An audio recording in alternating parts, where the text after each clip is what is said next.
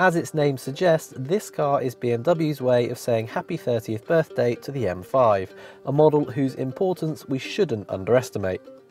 For a start, the M5, which originally went on sale in 1984, was the first real super saloon. It used the engine from BMW's M1 supercar and put it in a saloon car body.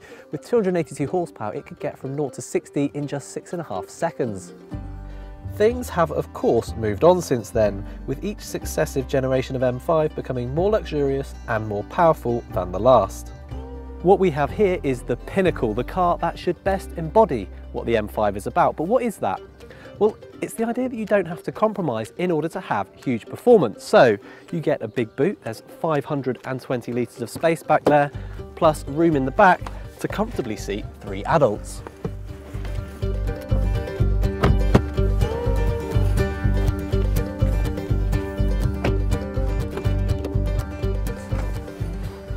But it's here in the front that any 5 Series really shines, with lots of space, very comfortable seats, including these 30-year M5 stitching on them in this car, plus numerous little M touches like the logos on the gear lever and dials, plus a lovely Alcantara wheel.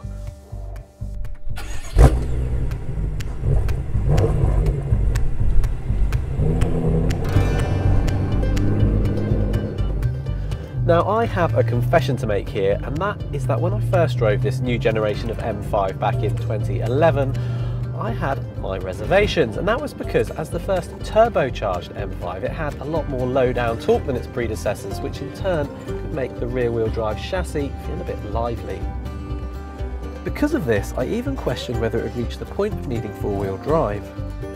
So what on earth do I make of the M5 now it's got another 40 horsepower, not to mention 15 pound-foot more torque, which takes the total incidentally to 516 pounds-foot.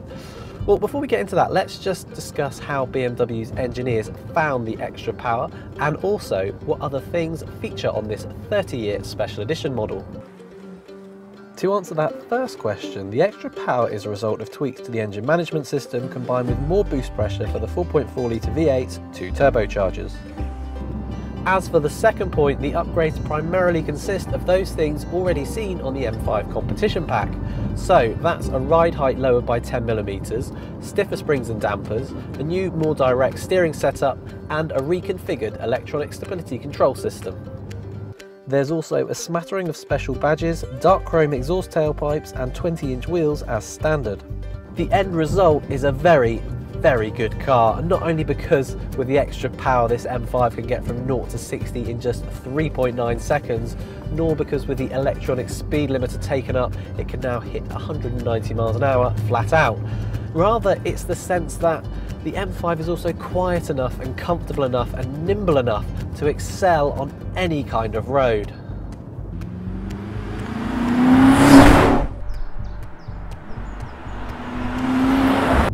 Take the 7-speed dual-clutch gearbox. Leave it in auto mode and it's as smooth as a James Bond chat-up line.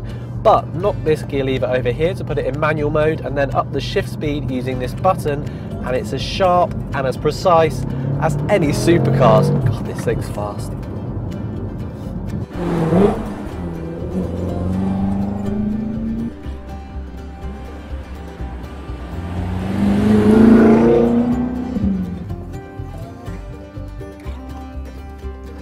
But what about the fact it's rear-wheel drive?